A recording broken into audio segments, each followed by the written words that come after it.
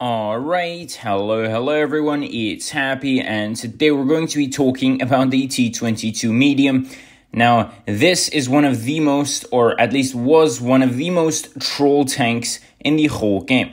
Now, I think everyone already knows why, and some of you will still ask, is this tank worth it in 2022 if it comes out to the shop? And I will definitely say yes. This tank is more or less for players who are not 100%, super duper experienced. You know what I mean? Like, a mediocre player or an average player in this tank will do better than, for example, in an Object 907 or maybe even an Object 140 or maybe even a T62. Why? Simply because this tank has more armor, and armor has always been a good thing for a newer player or an average player, simply because they're going to rely on it more and they're going to survive more because of it.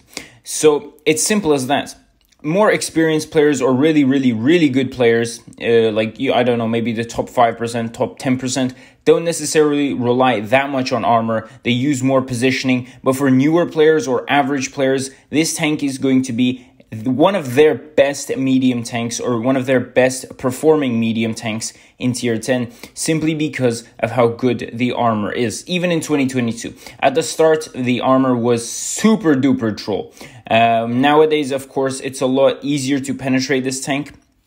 However, if you do come up against another average or maybe even a below average player, let's say he's 40%, they really are going to struggle against the sides of the T22 if you wiggle it properly. This tank can and will bounce a lot of shells more than any other medium tank, unless they're hull down, of course. An STB hull down, for example, is super hard to pen, but I'm talking about, non-hull down situations.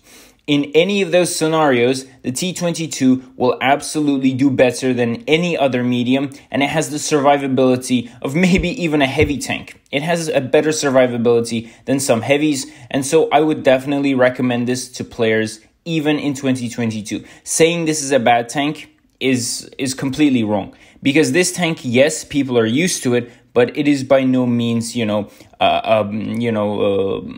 than average tank. Below average tank. This is really good, and even though its performance has decreased over the years, it's still a very solid tank. And if it does come to the shop, I would recommend everyone to get it, because it really is a unique tank in tier 10. You don't see these that often either, and so they're quite unique and they're very good to play. Even in tournaments, they're still more or less relevant, at least in my opinion. So tell me what you guys think about the T22 in the comment section below. And with that, Happy is out, and I'll see you guys next time. Bye-bye.